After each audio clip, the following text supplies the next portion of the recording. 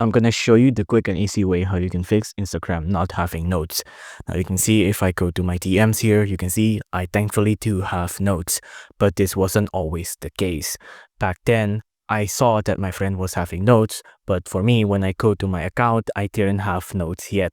Now it took me a couple of weeks of waiting for me to eventually to get notes, and unfortunately, during this weeks of waiting, I wasn't be able to do anything because this is a feature that Instagram rolls out directly from their server, and they usually take patches of user, give them the new feature, and then wait a couple more weeks and rolls it out to more users after that. So this is purely from Instagram's side. So if I have to give you an advice on how to get Instagram notes and how to fix not having Instagram notes, you should be able to just wait for it to eventually roll out to your account. But of course, it could also just be as simple as you not being able to update your Instagram account, right? So sometimes you forget to update your Instagram and then the feature unfortunately doesn't appear just yet. So the way we're gonna fix that is we're gonna go to the Play Store and you can just click on hit uninstall, or if you just want to straight up update it, there should be an update option right here instead of open